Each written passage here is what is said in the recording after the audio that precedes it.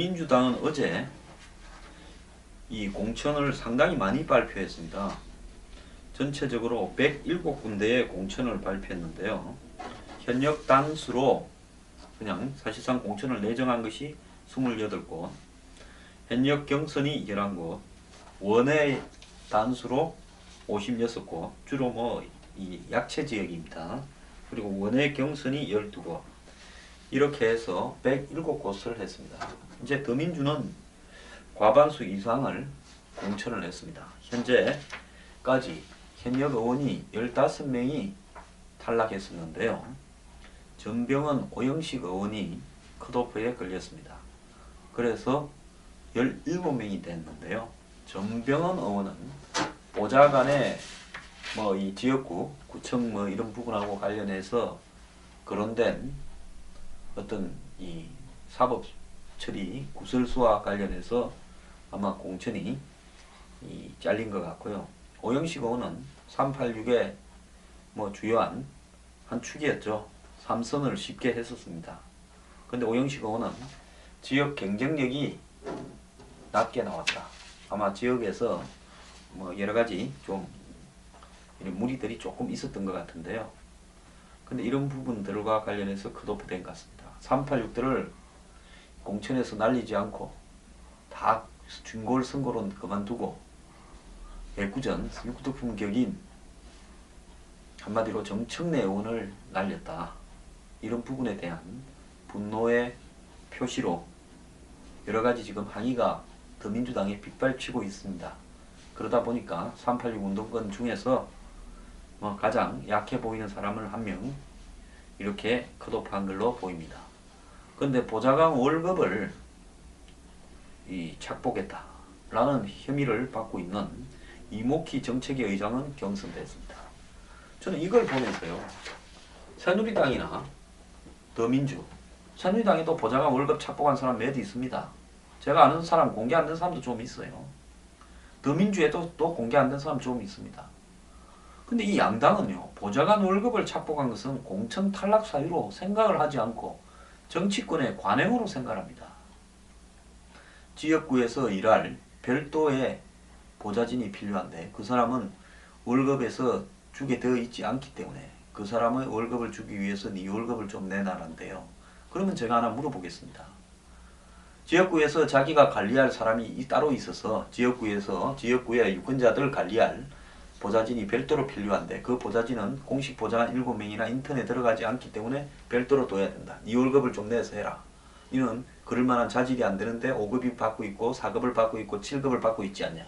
그럼 자질이 안 되는 사람은 하지 말고 자질이 되는 사람은 4, 5, 6, 7로 해야지. 왜 자질 안 되는 사람을 업그레이드 시켜서 올려놓고 거기에서 월급을 뗍니까? 자, 그럼 제가 하나 물을게요. 그럼 후원회를 해가지고 정치인들 후원회 많이 하지 않습니까? 출판 기념회 많이 하지 않습니까? 후원회하고 출판 기념회 해서 받은 돈은 어디다 씁니까?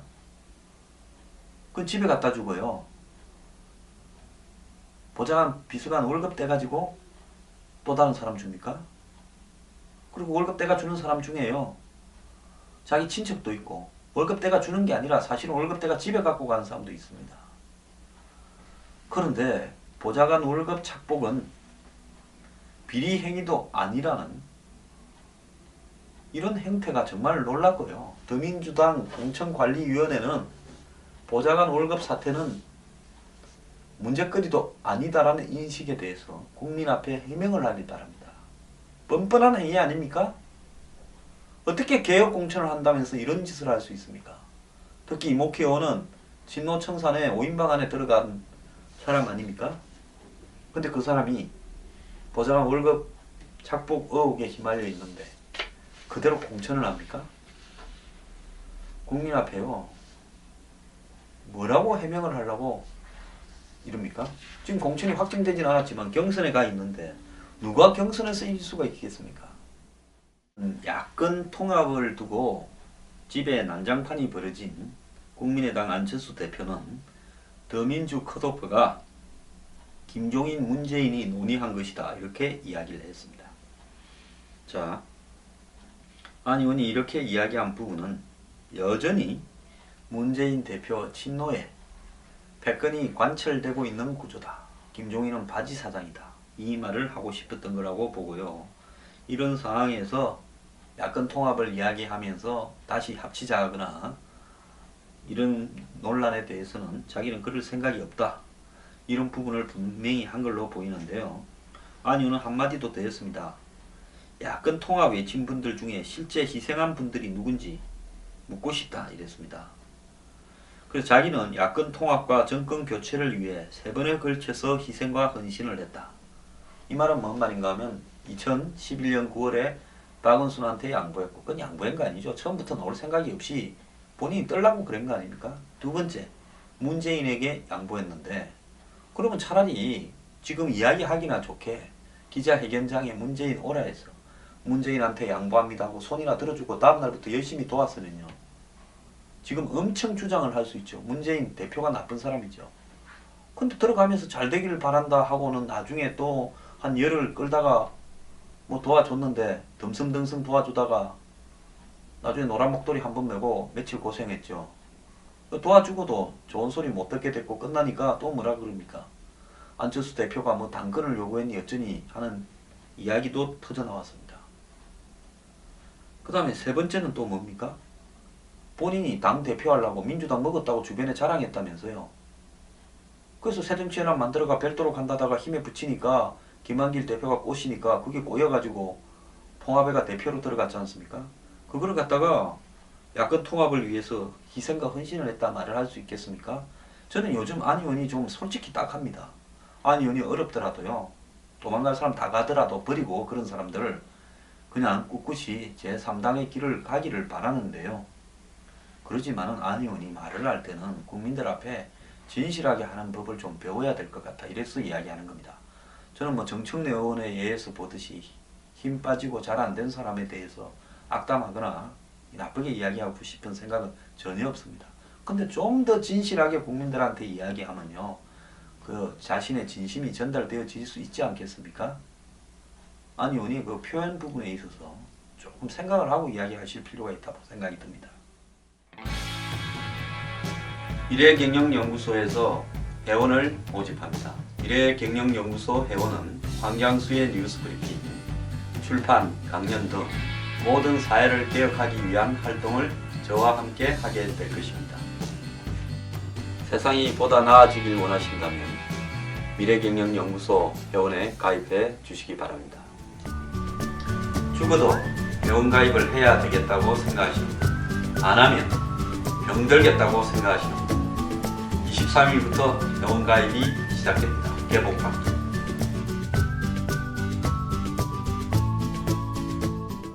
한편 국민의당도요, 이제 이 공천을 차곡차곡 발표해 가고 있습니다. 국민의당도 오늘 뭐 보면 한 20여 곳 이상의 공천을 발표했습니다. 호남에는 뭐 이 전남북에는 경쟁력 있는 분도 좀 있고요. 주성용, 김관영, 유성엽, 정동영 등이 공천이 확정되었습니다. 그리고 보면 이 서울에도 평택을의 이계한 전 의원이 있고요. 또 남양주을의 표철수 같은 분은 뭐 경기도 정무부지사도 했죠. 그리고 뭐 여러 가지 조금 이름 있는 분들도 계신데요. 이 당이 지금 내주에 아까도 제가 이야기했다시피 내용을 크게 한번 겪어서 몇 사람이 떠날 것 같은데 떠난 이후에도 자신의 정체성을 잘 세워가지고 끝까지 갈 수 있는 동력을 만들어야 될 겁니다. 그래서 그런 마음의 준비를 다 하고 해야지요. 지금 잡는다고 잡히는 것도 아니고 어차피 마음이 떠난 사람은 잡아놓을 방도가 없는 겁니다. 뭐 솔직히 말하면 뭐 야권 대통합 이야기 하지만은 지지율이 높았으면 야권 대통합 이야기 나왔겠습니까? 지금 국민의당이 만약에 한 25% 나오고 더민주가 한 10% 나왔다면 더민주에서 다 탈당해서 국민의당 오죠. 그 지금 뭐 야권 통합 주장하는 김한길, 천정배 이런 분들이 야권 통합 말 꺼냈겠습니까? 너네들이 항복해라 그랬겠죠. 그러니까 세상의 모든 정치인들의 말은요. 그때 처한 현실에 따라서 적당히 둘러대는 용도라는 겁니다. 뭐 더민주에서 친노 패권을 청산해서 야권 통합 이야기하겠습니까? 그건 그냥 하는 이야기죠. 떠나고 싶은데 명분이 없으니까요. 그래서 참 이런 때 보면 정치인들이요. 정말 얼굴 두껍다는 겁니다. 근데 두꺼운 거는 잠깐이고 참기 조금 감소하면 그 다음 어떻게 됩니까? 4년이 편안하죠. 서양에는요, 정치인의 이런 처세술에 있어서 마키아벨리의 군주론이라는 책이 있습니다. 한마디로 이 책은 양심과 도덕은 개나 주라는 거고 성공하는 놈이 장땡이다는 겁니다. 철저하게 한마디로 정치공학적으로 처세를 해야 군주가 될 수 있다라는 부분입니다. 그래서 이 정치에서 성공하려면 한마디로 앞면에 철판을 깔고 양심은 개나 줘버리고 철저하게 이 정치공학적 계산과 이해타산과 이런 부분을 깔고 해야 정치에 성공할 수 있다는 겁니다. 중국에도 비슷한 처세술 책이 있습니다. 흑후론이라고요. 제목이 흑후론이니 뭐겠습니까? 얼굴이 검고 속이 검고 얼굴이 두꺼워야 뻔뻔해야 성공한다는 이야기입니다. 참 이 옛날이나 지금이나 인생의 처세 철학에는 정의, 도덕, 양심 이런 부분은 처세에서 현실적 출세와 성공에서 필요 없는 요소고요. 필요한 부분은 뻔뻔함, 검은 속 이런 거라고 지금 알려지고 있는데요. 현대 정치에서도 이 원리는 똑같이 관철되고 있는 것 같습니다. 그래서 저는 일찌감치부터 이 정치가 참 저한테 체질이 안 맞는 거 아닌가 이런 고민도 많이 했습니다. 그래서 이번에도 의심도 안 하고 있습니다. 참 이 지금 보면 야권 통합 외치는 사람들 보면요. 명분이 어떻든 정말 마키아벨리의 군주론이나 흑후론 같은 책에 놓은 대로 하고 있습니다.